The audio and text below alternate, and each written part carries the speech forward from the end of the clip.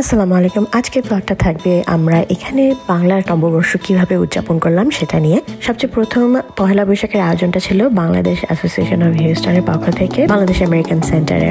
শাইক অনেক সকালবেলা চলে আসছে এখানে, আমি আর এমা রেডি হয়ে তার একটু পরপর চলে আসলাম। খুব সুন্দর করে সাজানো ছিল বাংলাদেশ আমেরিকান সেন্টারে শুভ নববর্ষ উপলক্ষে। অনেক কালারফুল ব্যানার্স আর ডেকোরেশনস ছিল, আকাশ ভরা মেঘ ছিল সেদিন, পুরো কালবৈশাখীর মতো লাগতেছিল এখানে অনেস্টলি। আসসালামু আলাইকুম। তেহারি আছে, বিফের ফুচকা, চটপটি, মশলা চিকেন, চিকেন ফ্রাই, সিঙ্গারা, ইলিশ, পান্তা, পাটিসাপটা, তেলের পিঠা, চা, হাঁড়ি ভাঙা আছে, স্যাফরন ভোগ, ভোগসাগর আর ক্ষীর টোস্ট। হ্যাঁ বলো। আসসালামু আলাইকুম। দাওয়াগে এখানে আছে চিতই পিঠা, মরিচ ভর্তা, শুটকি ভর্তা, তেলের পিঠা, জিলাপি, সিঙ্গারা। এখানে আছে চটপটি, ফুচকা, চটপটি আছে, মাংস, চটপটি, খিচুড়ি। My favorite chef in town.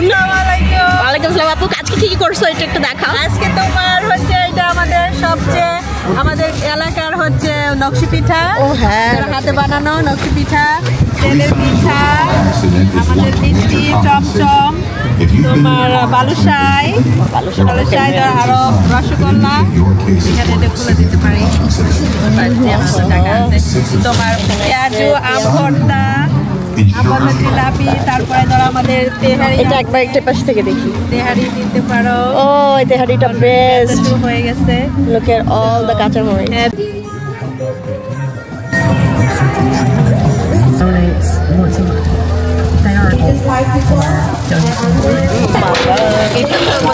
একদম সেই মুড়ি মুড়ি নাকি। সবগুলো স্টল ঘুরে ঘুরে দেখতেছিলাম আর খিদা লেগে যাচ্ছিল। সব খাবার এত মজা, অনেক রকম ভর্তা, ইলিশ মাছ, মিষ্টি, পিঠা, কোনো কিছুর অভাব ছিল না।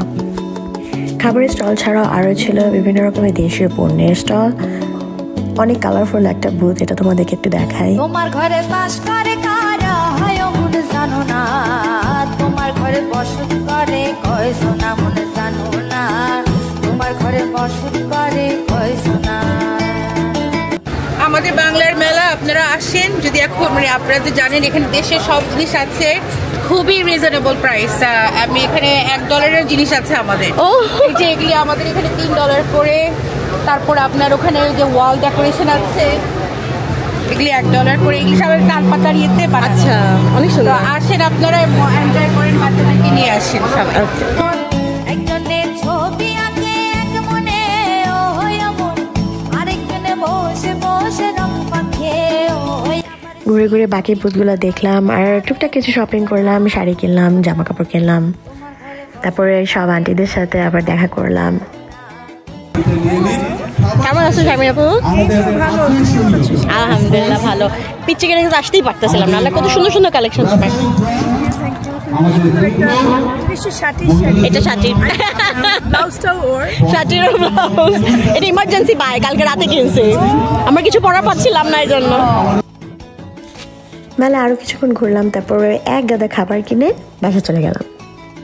এর পরের অনুষ্ঠানটা ছিল ঠিক তার পরের দিন আমার আম্মুর বাসায়।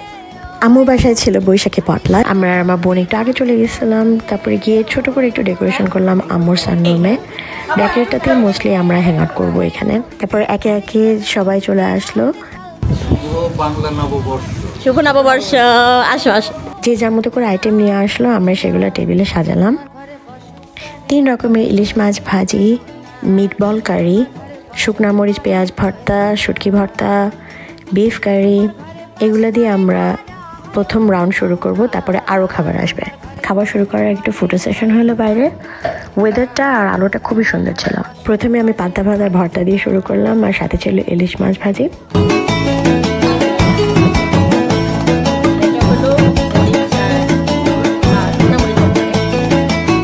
রস খাইয়া হইয়া মাতাল, ওই দেখো হাত ফসকে যায় ঘোরা লাগাম। রস খাইয়া হইয়া মাতাল, ওই দেখো হাত ফসকে যায় ঘোরা লাগাম। সেই লাগাম খানা ঘরে দেখো। তারপরে আরও চলে আসলো ডাল ভর্তা, আলু ভর্তা আর এটা আন্টি চিকেন কোরমা নিয়ে আসলো, সাথে ছিল বিশাল বিশাল বেগুন ভাজি।